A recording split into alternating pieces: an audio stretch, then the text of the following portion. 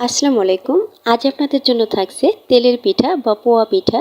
প্রত্যেকটা পিঠাই হবে ফুলকো আর ভেতরটাও হবে নরম।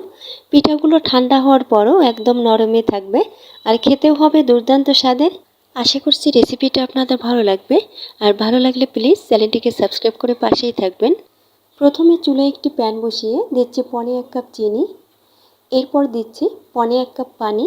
আর এখানে পানিটা একটু বুঝেই দিতে হবে, কারণ আমরা পিঠার ব্যাটার যখন তৈরি করব তখন যদি এই শিরাটা থেকে যায় মানে বেঁচে যায় তাহলে কিন্তু পিঠাতে মিষ্টিটা কম হবে। তাই এখানে অতিরিক্ত পানি ব্যবহার না করাই ভালো। তবে যদি আবার শিরাটা ব্যাটার তৈরির ক্ষেত্রে কম পড়ে যায় সেক্ষেত্রে আবারও একটু কুসুম গরম পানি অ্যাড করতে পারবেন, কোনো সমস্যা হবে না। অল্প আছে আমি চিনিটাকে গলিয়ে নিয়েছি, দেখতে পাচ্ছেন চিনির মধ্যে কিন্তু দানা ভাব নেই। আর এটাকে বলক তোলার কোনো প্রয়োজন নেই। এখন এটাকে নামিয়ে কিছুটা ঠান্ডা করে নেব। এদিকে একটি বাটিতে নিচে 2 কাপ চালের গুঁড়া। এখানে ভেজা শুকনা যে কোনো চালের গুঁড়াই নিতে পারবেন। আমি এখানে ঘরে তৈরি ভেজা চালের গুঁড়াটা নিয়েছি। এরপর দিচ্ছি হাফ কাপ প্যাকেটের আটা। এখানে আটা ময়দা যে কোনোটাই ব্যবহার করতে পারবেন, কোনো সমস্যা হবে না। আর এই আটা দেওয়ার কারণে কিন্তু পিঠাগুলো বেশি সময় পর্যন্ত নরম থাকবে। দিচ্ছি সামান্য লবণ। এরপর দিচ্ছি 2 টেবিল চামচ গুঁড়া দুধ। এতে করে পিঠার টেস্টটা ভালো আসবে। এবং সেই সাথে দিচ্ছি হাফ চা চামচ কালো জিরা। ছোটোবেলায় গ্রামে দেখতাম অনেকেই তেলের পিঠাতে এই কালো জিরাটা অ্যাড করতো। আর সেই ঠান্ডা কালো জিরার পিঠাগুলো খেতেও অনেক ভালো লাগতো। তো সেটা স্মরণেই আজ পিঠাতে কালো জিরাটা অ্যাড করা। যারা কখনো তেলের পিঠায় কালো জিরাটা খাননি একবার ট্রাই করে দেখবেন, আপনাদের কাছেও ভালো লাগবে। আর যারা পছন্দ করেন না তারা এটা স্কিপ করে দিবেন। শুকনো উপকরণ মিশিয়ে নেওয়ার পর আগে থেকে যে আমরা চিনিটাকে গলিয়ে নিয়েছিলাম সেই চিনির পানিটাকে দিয়ে দিচ্ছি। আর চিনির পানিটা এখন কুসুম গরম অবস্থায় আছে। একবারে সম্পূর্ণ পানি দেওয়া যাবে না, প্রথমে অর্ধেকেরও বেশি পানি দিয়ে ব্যাটারটাকে আমি ভালো করে ফেটিয়ে নেব। প্রথম পর্যায়ে ব্যাটারটাকে ভালো করে ফেটিয়ে নেওয়া হলে ব্যাটারটাকে সহজেই স্মুথভাবে রেডি করা যাবে। কিছুক্ষণ ফেটিয়ে নেওয়ার পর দেখতে পাচ্ছেন ব্যাটারটা কিন্তু স্মুথ হয়েছে। তবে যেহেতু এখনও অনেকটা ঘন আছে তাই এখন বাকি পানিটুকু অল্প অল্প করে দিয়ে মিশিয়ে নিচ্ছি। অল্প অল্প করে আমি সম্পূর্ণ পানিটাই অ্যাড করেছি। আর যে পরিমাণে আমি চালের গুঁড়া এবং আটা অ্যাড করেছি তাতে 1.5 কাপ চিনির সাথে 1.5 কাপ পানি একদম কিন্তু পারফেক্ট একটা পরিমাপ।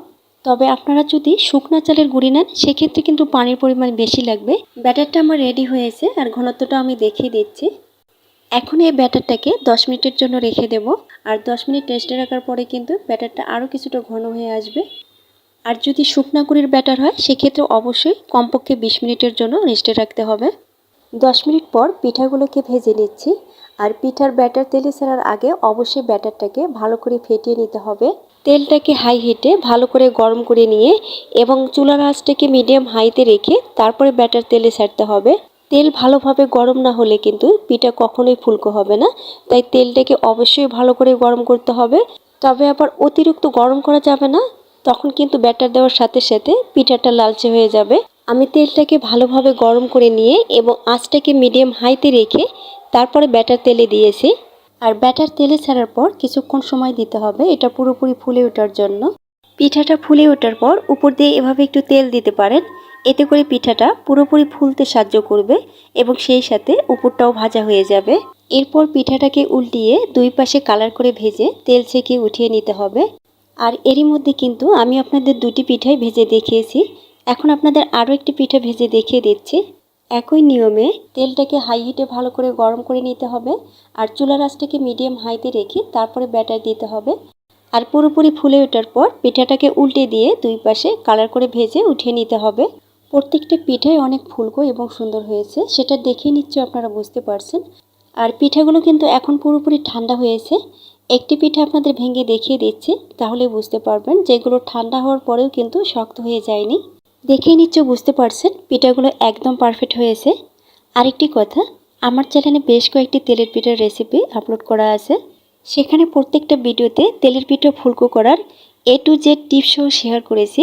লিঙ্কগুলো আমি ডিসক্রিপশন বক্সে দিয়ে দেব, চাইলে দেখে নিতে পারেন। আর আপনাদের কাছে অনুরোধ থাকলো ভিডিওটি যদি কিছুটা হলেও ভালো লেগে থাকে একটি লাইক দেবেন এবং চ্যানেলটিকে সাবস্ক্রাইব করে পাশেই থাকবেন। সবাই ভালো থাকবেন। আল্লাহ হাফেজ।